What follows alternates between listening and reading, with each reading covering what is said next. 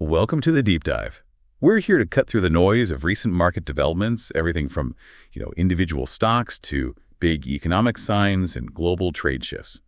Our mission today is to really extract the key insights for you, give you that shortcut to being well-informed, and maybe even offer a few surprises. Today we're diving into a fascinating mix of recent happenings in the market.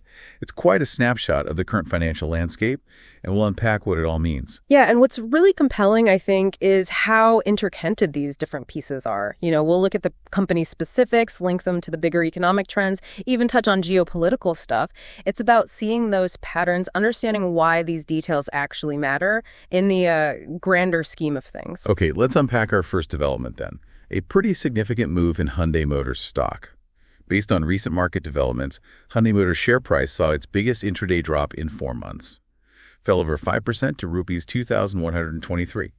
That actually ended a 6-day winning streak for the stock. So what was behind that sudden shift? Well, this decline came right after their June sales figures were released, happened after market hours on Tuesday, and they basically came in below what the market was expecting. Clearly highlights weak demand in the Indian passenger vehicle market. Domestically, the company dispatched, 44,024 units in June. That's a 12% drop compared to the same time last year. 12%? Wow. Okay, but here's where it gets really interesting. You mentioned exports.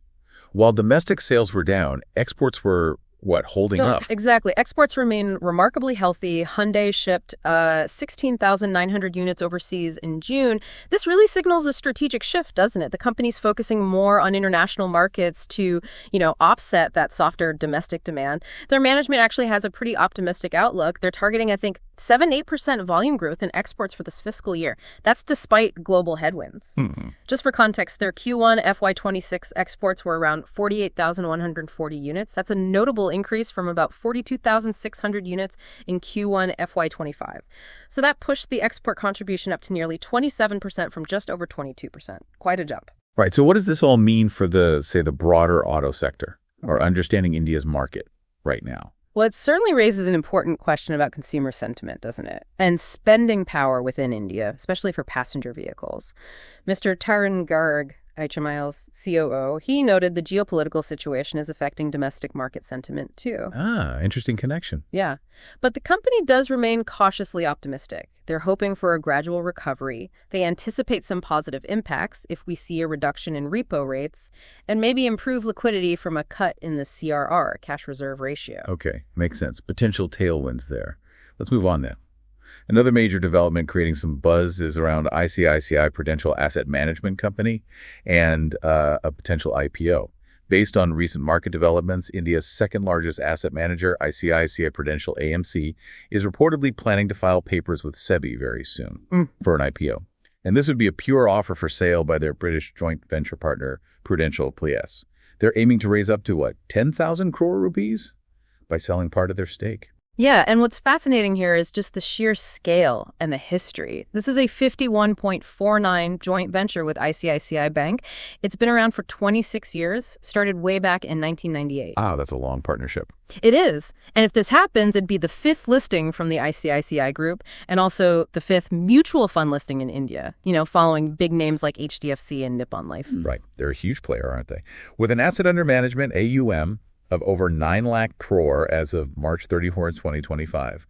Over 1.1 crore investors, 133 schemes. Absolutely massive. So what does a move like this signal about the broader Indian financial services sector and Prudential's thinking? Well, I think it really underscores the growth and the maturation of India's asset management industry. It's come a long way. It also reflects Prudential Plc's strategy. They mentioned back in February they were looking at a potential listing to return proceeds to shareholders.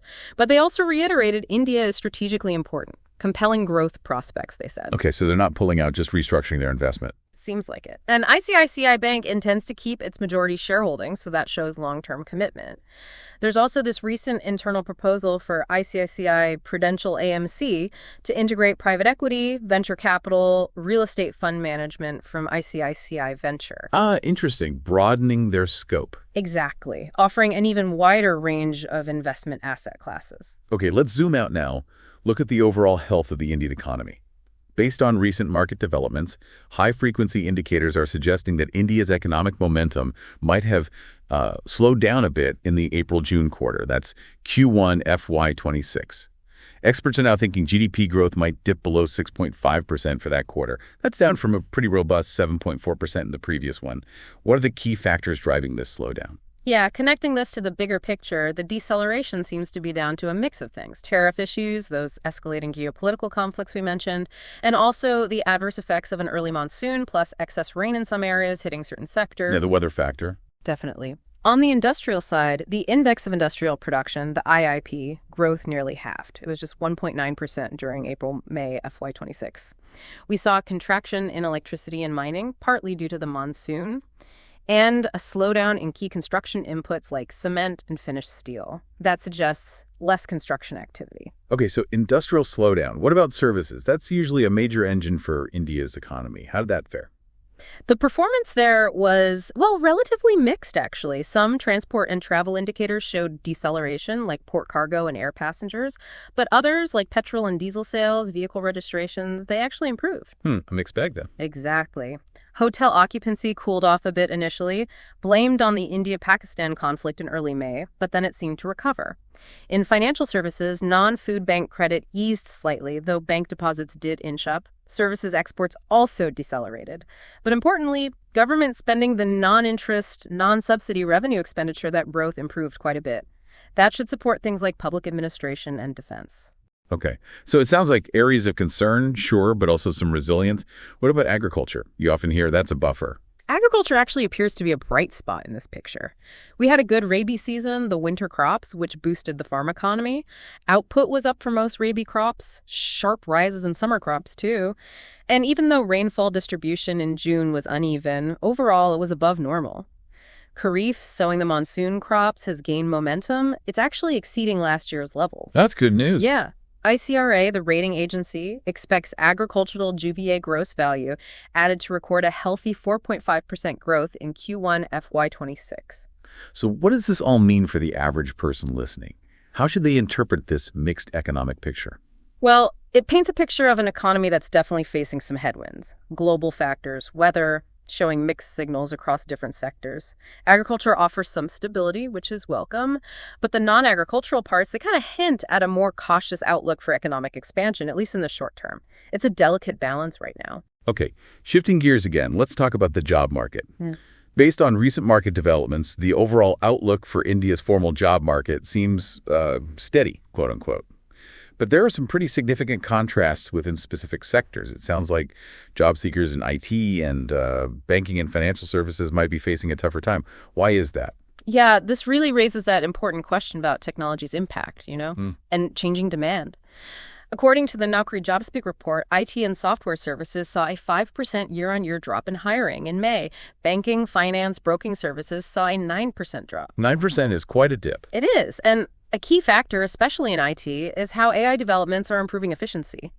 That seems to have shrunk the need for hiring new, particularly entry-level employees. Analysts like Gaurav Parab from Nelson Hall suggest this trend probably isn't going to reverse.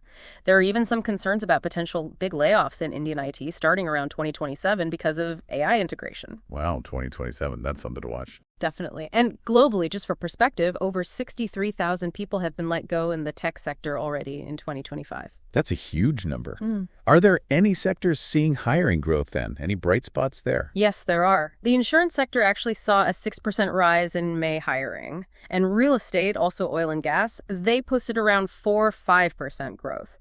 And while banking and finance face that skilled staff shortage and attrition issue we mentioned, the broader government outlook, according to the Finance Ministry's monthly economic review, still suggests stability and steady employment overall. Okay. Plus, the manufacturing PMI for June hit a 14-month high, marked by a record upturn in employment, apparently. So manufacturing looks strong on the jobs front. That's a bit more encouraging. Now, here's where it gets really interesting for me. Micro, small, and medium enterprises. MSMEs. How are they fitting into this picture? They employ so many people. Yeah, MSMEs are absolutely holding the fort. They are the largest collective employers by far. Their employment generation numbers are really quite impressive. Across 28 crore, that's 280 million on the Udhim portal as of July 1st, 2025. 28 crore. That's massive. It is, up significantly from 18.5 crore or 185 million back in April 2024. Companies like General Instruments Consortium, for instance, are still planning headcount increases, maybe 10-15%. Okay. However, it's not all smooth sailing. Many MSME exporters are feeling the pressure. Falling export orders, rising compliance costs, geopolitical stress. That's leading to some layoffs in that segment. The export connection again. Right. And there's also this lingering concern about the quality of jobs being created. Urban minimum real wage growth has been pretty muted recently. That might suggest a lot of these new jobs are, well, substandard quality jobs, as some put it, lower paying, perhaps less secure. That's a crucial nuance. Quantity versus quality. Okay, let's broaden our view again to overall market sentiment. Based on recent developments, Indian benchmark indices, the Sensex and Nifty, they paired early gains and ended lower on Wednesday. What drove that decline? They started positive, didn't they? They did, but if we connect this to the bigger picture, the main drag was selling pressure in some heavyweights. HDFC Bank, L&T, Reliance Industries, largely happening ahead of that impending U.S. tariff deadline we talked about earlier. The tariffs loom large. They do. Plus, you had foreign capital flowing out of markets and a kind of mixed trend in global equities. All that impacted sentiment. The Sensex ended down about 0.34%. Nifty declined 0.35%. Okay, so general caution. But amidst that, you mentioned certain sectors shone brightly, metals specifically. Yeah, what's quite fascinating here is the resilience of metal stocks. They extended gains for a second day in a row. The Nifty Metal Index climbed 1.67% on Wednesday, making it nearly a 2% gain over just 2 sessions. Strong performance. Very. JSW Steel, Tata Steel, they led the pack with strong rises. It reflects pretty robust investor sentiment, probably driven by optimism around infrastructure demand, global commodity trends, that sort of thing. Even aluminum and diversified metal companies chipped in. Okay. Beyond these broader moves, there were some significant individual company stories, too. Indeed. Based on recent market developments, the Banga family, they were early backers of Nykaa, the beauty retailer. Right, I remember that story. Yeah, they're set to sell nearly 2% of their stake. It's worth around $150 million through a block deal. They invested way back in 2014 when Nykaa was valued at just, $20 million? Now it's around $700 million. So huge gains for them. Incredible return. Yeah. And in the defense sector, we saw a major win. Yes, Paris Defense. Their share price surged after they bagged a rupees 22 crore order from a French defense company, Cerber. It's for 30 units of their Chimera 200 anti-drone system. Anti-drone tech. Very relevant. Absolutely. This agreement, fulfilled by their subsidiary Paris Anti-Drone Technologies, is a really significant milestone for India's defense exports. It signals growing global trust in India's homegrown counter-drone tech, and it aligns perfectly with those Make in India goals, aiming for $5 billion in annual defense exports by 2025. Okay, great. Finally, let's quickly touch on the Indian rupee and maybe a quick look at the UK markets to round things out. Sure. The Indian rupee declined a bit against the US dollar on Wednesday, influenced by a stronger dollar ahead of some key US economic data, and also the ongoing focus on those bilateral trade negotiations, especially with that July 9th deadline looming for trade deals. Right, the trade deadline again. Yeah. But despite that deadline, near-term volatility expectations for the rupee stayed pretty subdued. It suggests traders aren't really pricing in sharp swings, maybe anticipating a last-minute reprieve on tariffs, even though President Trump said he won't extend the deadline. Markets remain wary, though. Always wait until the last minute, eh? And quickly, the UK. London shares were mixed. The blue-chip FTSE 100 was up slightly, the mid-cap FTSE 250 down. Corporate news was pretty central. Reports about AstraZeneca maybe considering a U.S. listing, reflecting some frustration over financial support in Europe, maybe broader UK market challenges post-Brexit. Interesting dynamic. Yeah. But similar to India, actually, industrial metals and mining stocks led the gains there, too. On the downside, companies like Bytes Technology and the fast food chain, Greg saw significant drops. Profit warnings, external factors like a heat wave hitting sales for Greg's. Right. Even the weather impacts fast food sales. Okay. Yeah. What a deep dive that was. We've really covered a lot of ground. Hyundai's sales mix, that big ICICI Pru IPO potential, the nuances of India's economic indicators, the job market shifts with AI and MSMEs, market sentiment, individual stocks, even the rupee, and a peek at the UK. Yeah, and if we connect it all back, what really stands out to me is that delicate balance, between purely domestic factors and these big global influences.